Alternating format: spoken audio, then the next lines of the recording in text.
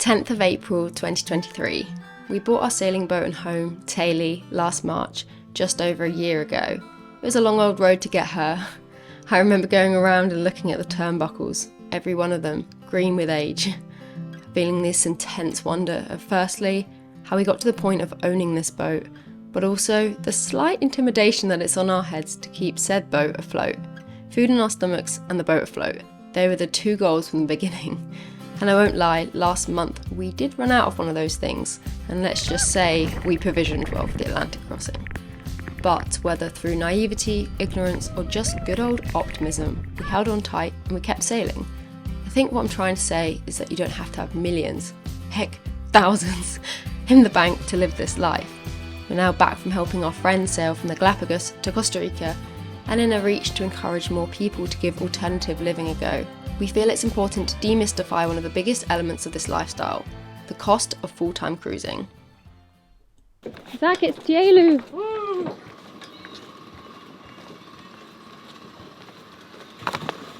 Home sweet home, baby! Yeah. Gosh, she's gonna be hot. She's gonna be so hot, Zach. That's how you know it's hot. The washboards stick together. It'll be alright.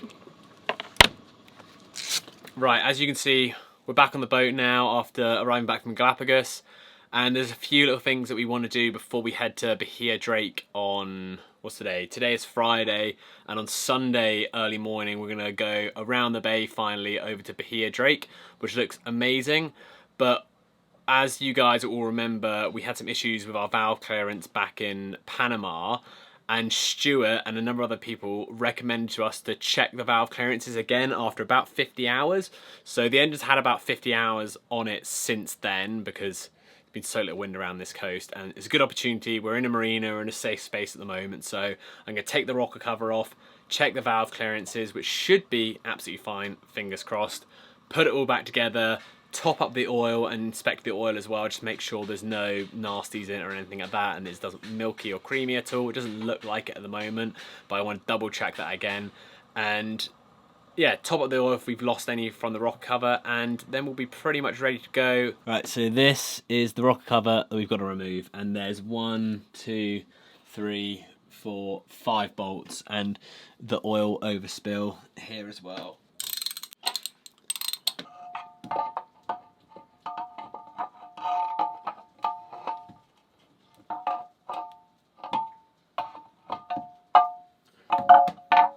Oh my gosh, that looks so good.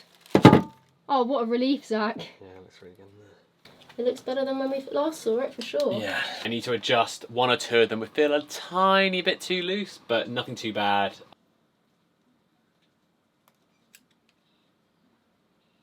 So we're happy with the valve clearances on these ones. What Becca's going to do now is turn over the engine whilst holding the stop button, so that'll hold the solenoid so the engine can't actually start, but it will use the starter motor to turn it over because we don't have a socket big enough to put on the crank casing to turn it over by hand.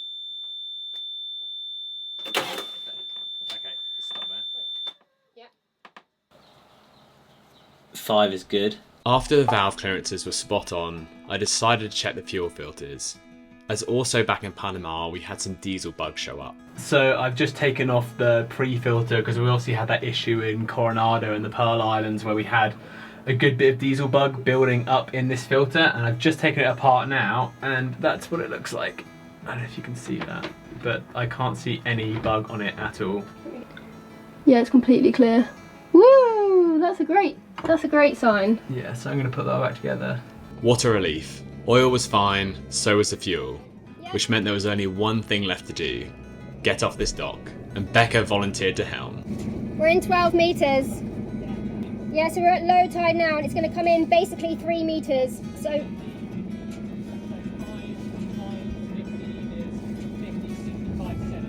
yeah, sweet. Yeah. Got a bit of a spool coming.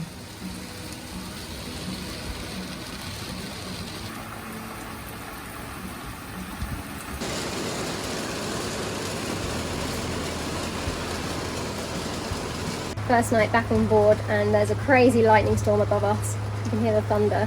like I've said before, it is very different being in a lightning storm on anchor than it is out at sea.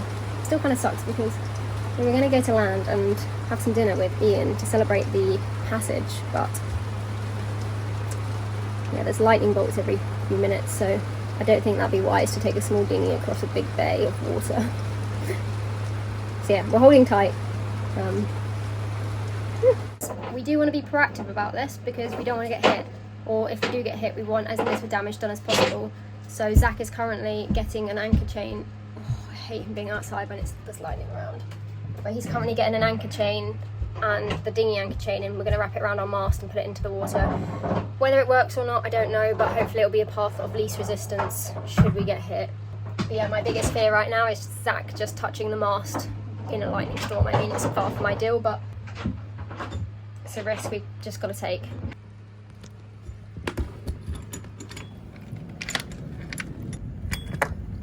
Does that look good? Yeah, that looks really good. I don't want it really sitting on the aluminium, but I guess it'll be alright just for a little bit. Yeah, just for a night.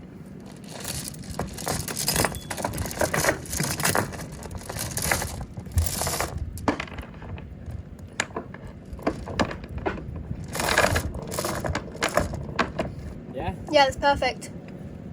Good job, Zach. Okay, now come inside, okay? The next morning, it was time to head into town to pick a few last bits up. Hey, that one's even bigger. Yeah, the smallest one. Oh, there's smaller ones to the side. Yeah? Yeah. 1, 2, 3.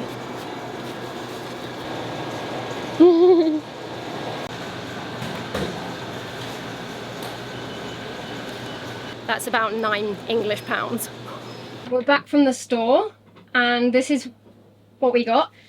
We are going for approximately 1 week to this place before we can kind of reprovision again, but we might stay for 2 weeks and it doesn't seem like there's a store there. So we wanted enough fresh stuff to kind of last us. We did have some fresh stuff left from the week before last, and also I will say we did a ton of provisioning when we were in Panama, because Panama is at least half price, if not less expensive than that compared to Costa Rica. So yeah, bear that in mind. This is not just the food we eat for a week, but it's a good kind of benchmark. This was 39,325 kronas. Let's do a quick conversion on that. £61.58 for this amount. Let us know how that compares to your average food shop. Oh, it's a wonderful day. Let's do it. Woo!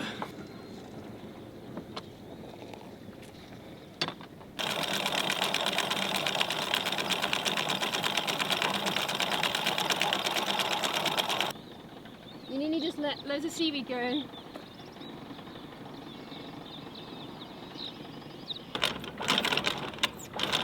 Stop.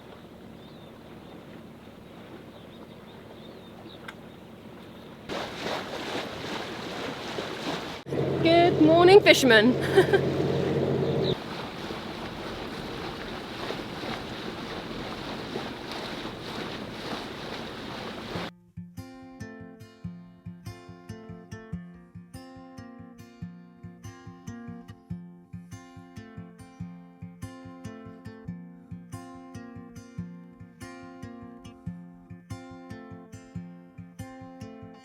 Sun is just coming up over the hill of Golfito, and it's honestly just so beautiful. I can really see why people say come to Costa Rica for the good life. I met an English guy the week before last who was a construction manager in England somewhere, and he counted down his 5-year retirement plan to get to Costa Rica, and now he lives at the top of that hill where the sun's rising.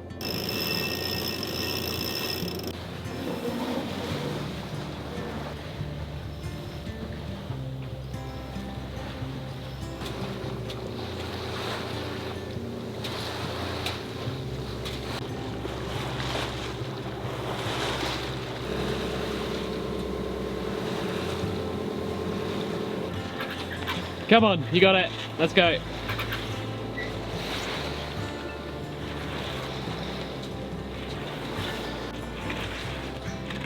Come on, almost there. Yeah, good job. Yeah. That's pretty tight. Yeah, that's good. Nice one.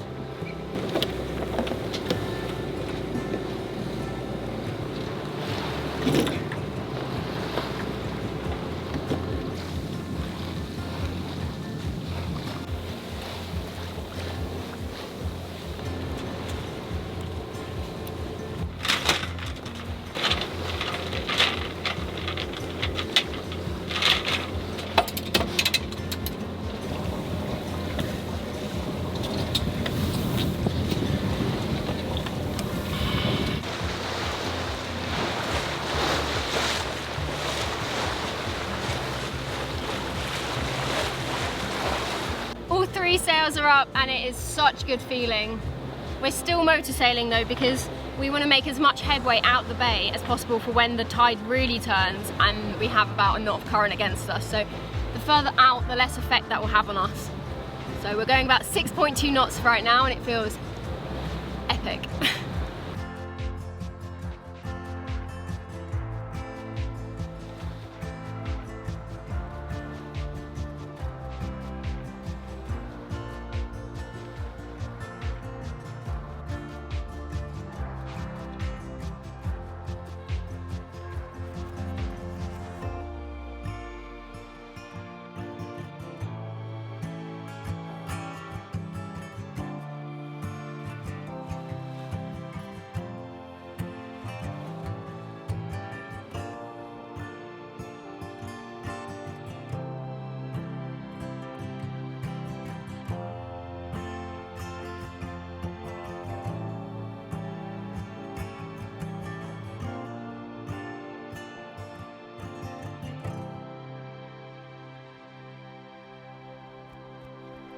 As we rounded the headland, the wind came from our port quarter, meaning it was time to get the whisker pole out.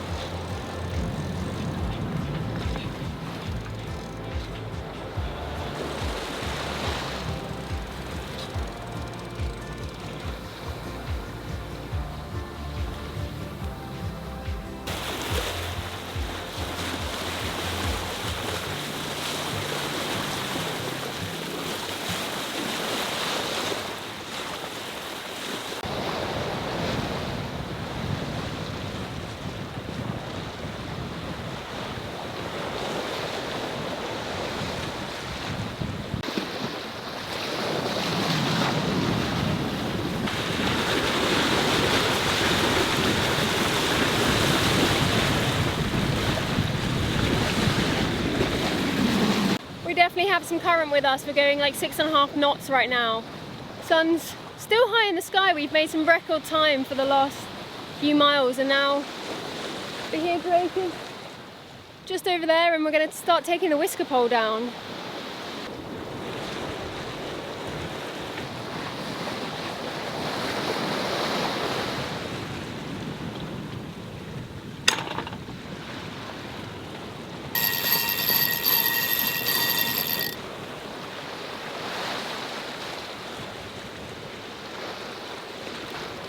Oh yeah, oh yeah, oh yeah.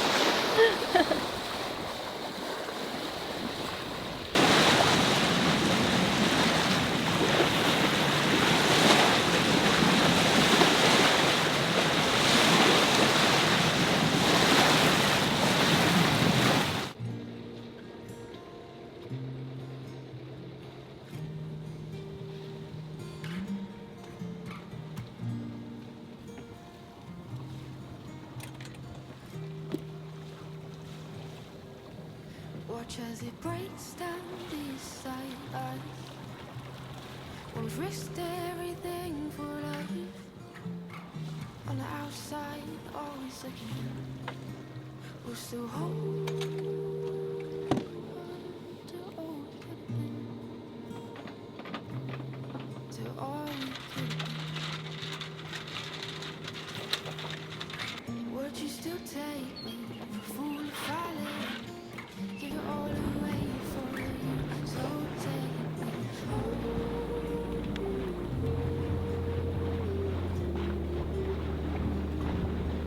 Take me home.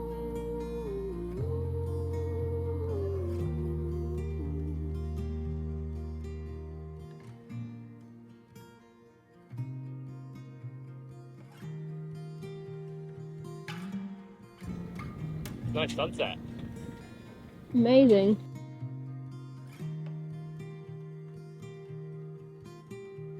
It's colder than it's ever been before.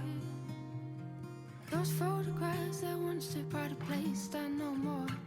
How long should we try and make things last till we fall? The rider waits. Thank you. Oh, or does it?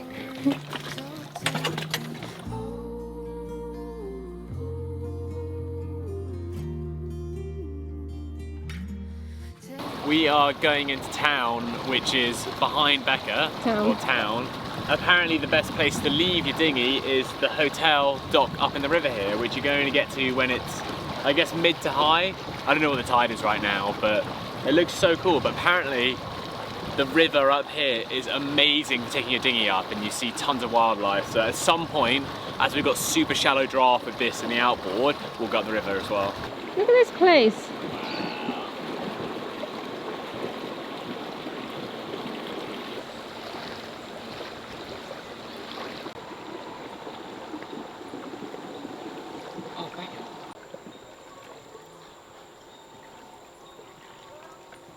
But it's like transport power.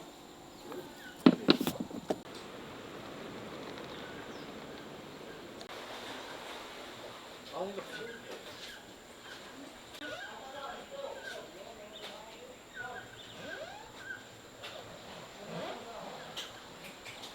don't know if it's like the green water or what, but it reminds me of Thailand a bit.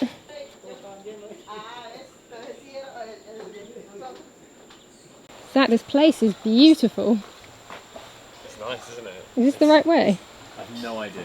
I know town's this way somewhere. So. Yeah, okay. I feel like we just keep stumbling across the most beautiful places. Well, we got recommended this place, didn't we, by Oh yeah, Jason and Chloe? Jason and Chloe from Yeah. Spirit Trimaran at Vistamar. Wow, look at this tree. So cool.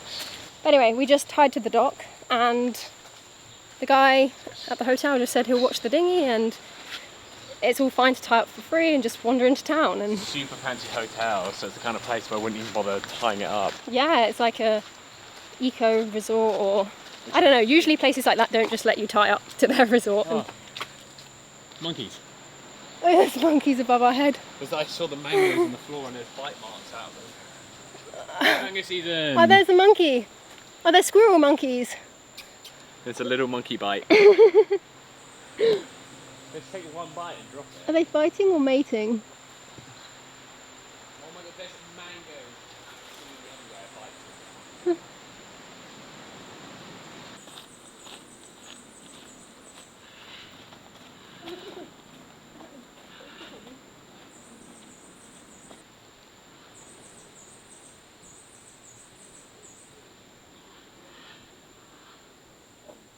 Living this alternative lifestyle comes with its challenges. It only takes a quick look at some of our past videos to realise that.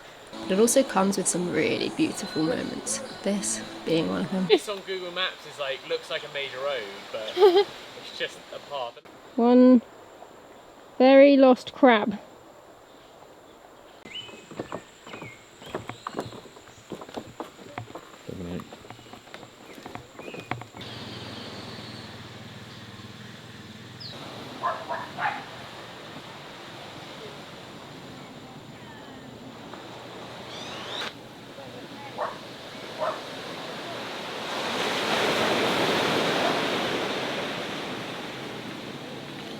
You can get a cheese finger if you A want. cheese finger.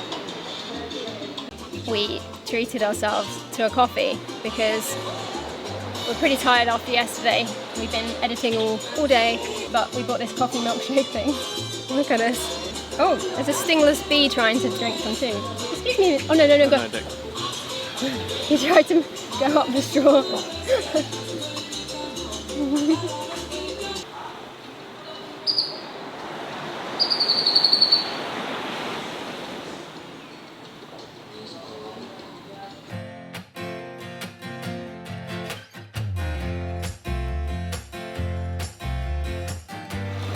Where's the beer gone? The beer? Did you bring any? The beard. It's back in the boat. I left it there. Oh yeah?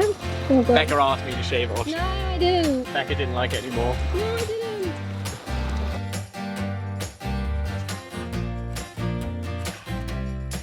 Where are we and what are we doing, Becca? Okay, to get off the boat, we have come to the river, and What river is it? good question. I will leave it on the screen what river it is, but How do we know to come here? on the Navionics reviews there is pin drop saying make sure to take the dinghy up the river. It's free, which is great. We can just come up the river and explore. People have said they've seen crocodiles. The local boats are all tied up at the entrance of the river, and you can only access it at High tide. high tide. I'm a little bit looking out for crocs because people say you do see them quite a lot down here. But this is insane.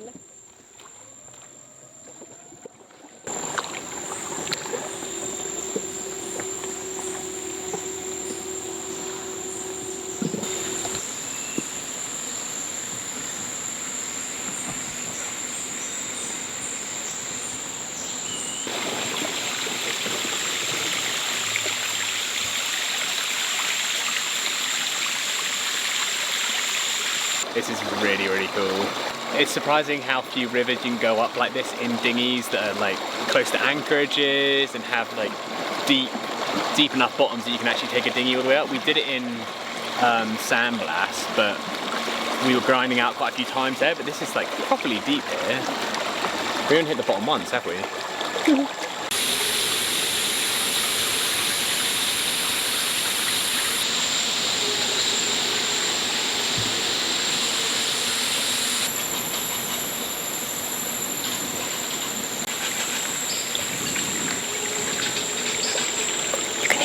Monkeys.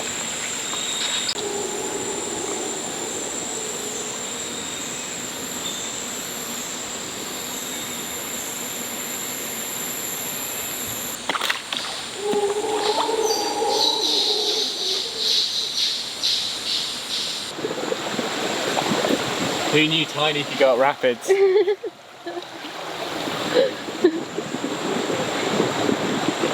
Okay, this next bit looks a little bit impassable. Yeah, but let's just get to that eddy. Yeah, we'll grind it on that beach there. Yeah. Or should we try? Yeah, we'll have a little go. Okay, there's a rock there's a rock here. Which way, right or left? I don't know. Maybe that way. Oh my gosh. We're running the rapids. Ah, we're stuck. I don't think. Maybe through there? Should I try and get in that eddy there? Yeah, sure. This is so much fun.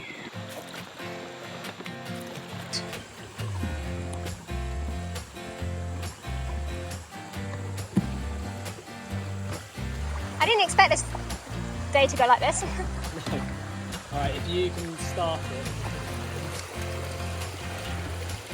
Watch for the prop. Okay, go. Bit more.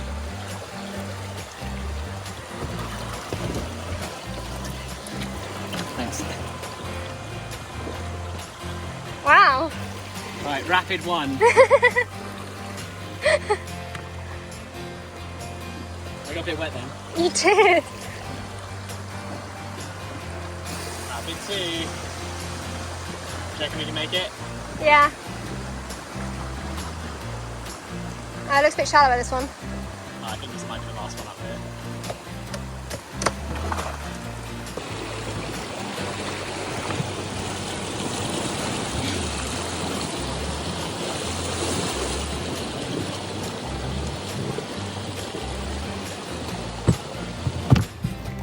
I've got a ferry glide a bit.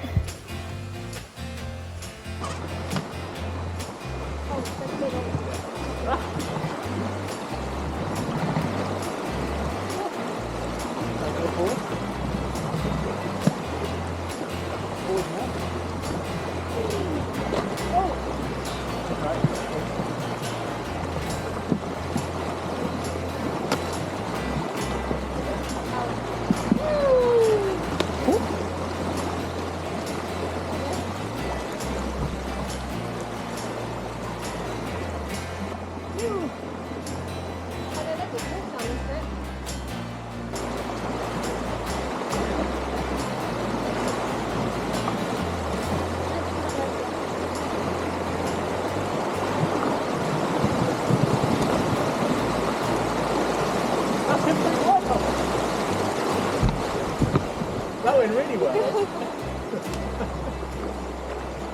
We should do that more often. White water rafting. Oh yeah. Okay, Roxy. Everyone. That was awful steering. What did you do that? It's very hard. What were you saying, everyone? Everyone said that once you got here, you weren't going to take it any further, but We proved them wrong.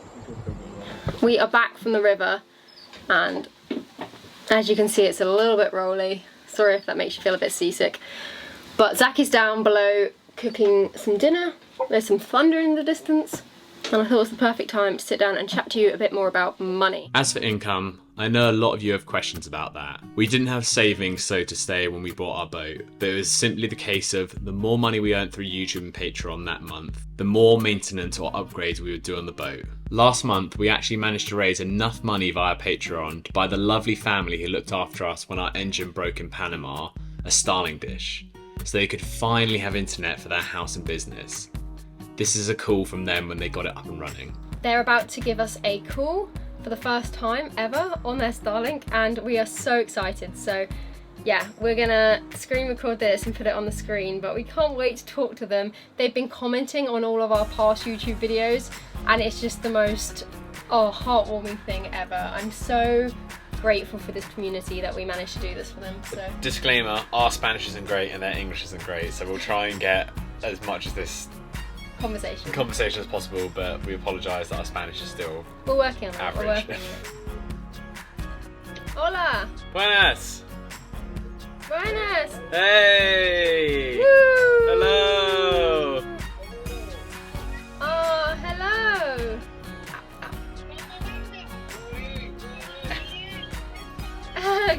Bien, yeah, ¿cómo está you guys? Oh, good internet! Buenas, sí. Yeah.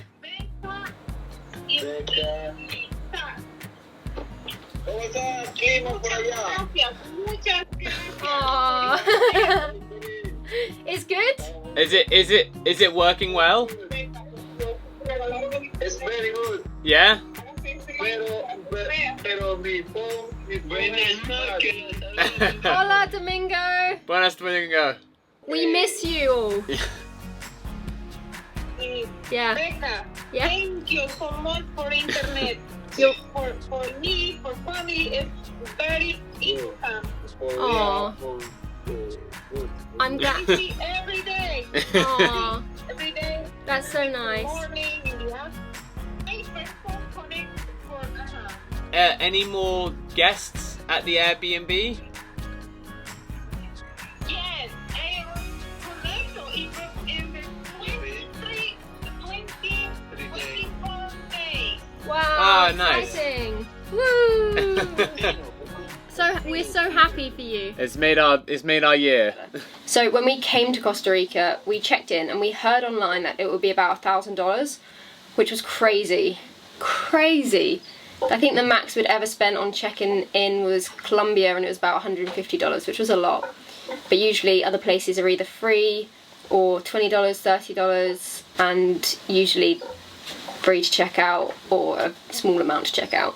Costa Rica was $85 to check in. I think it could have been cheaper, but we used Banana Bay Marina to help us out, print the forms, tell us where to go, and it just made life so much easier.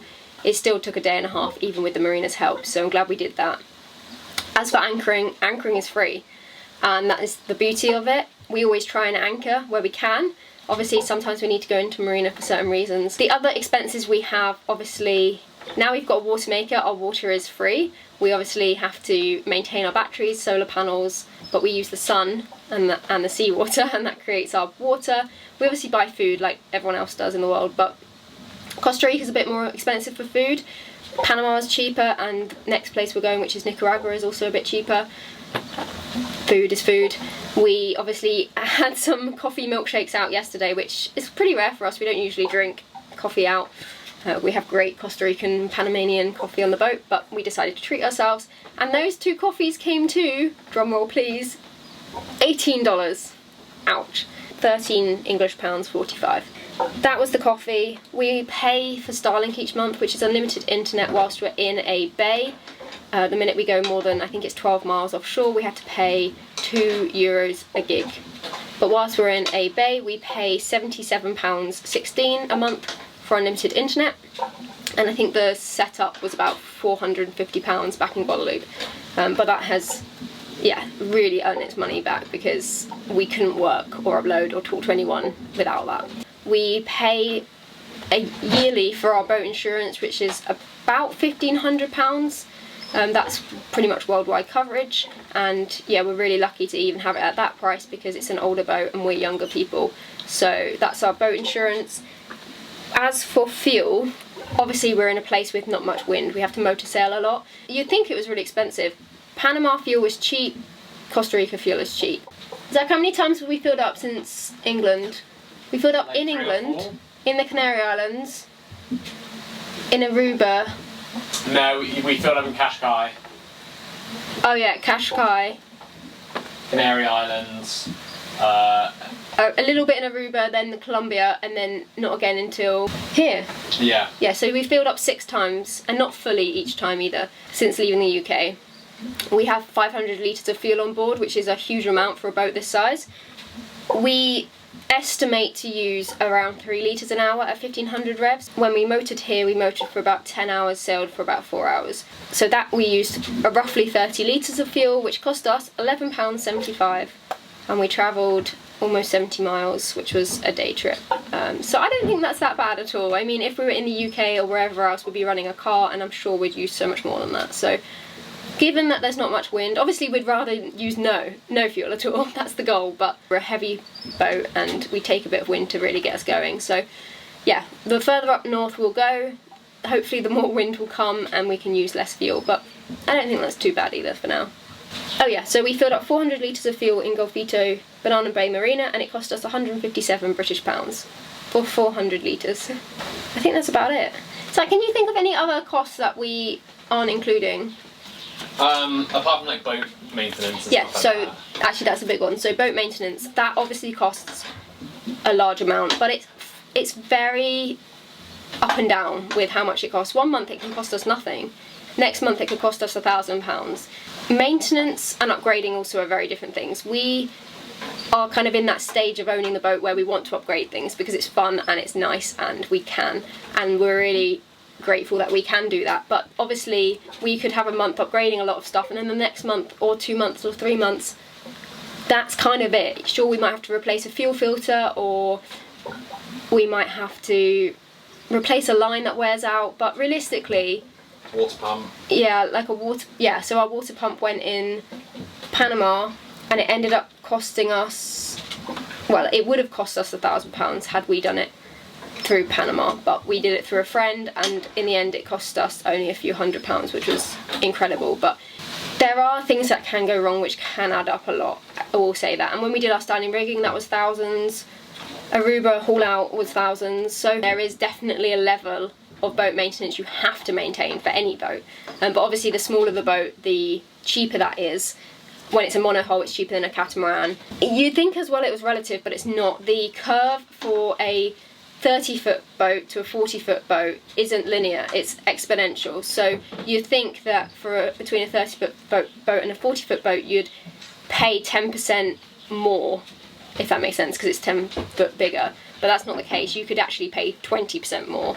And we look at, you know, the rigging cost for this boat was a few thousand. If you look at the rigging cost for a 50-foot boat, it's over double sometimes. So it's hard to look at it like that, if that makes sense. But this 40-foot boat is a really nice, manageable size, given that she's our first boat and also she's older. I think if she was much older, the maintenance costs would be up a lot higher.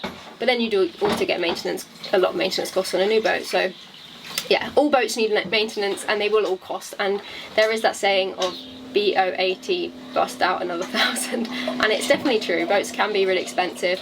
But then also I think about people who own houses and cars, and I'm sure that must be expensive too. So yeah, it's kind of relative.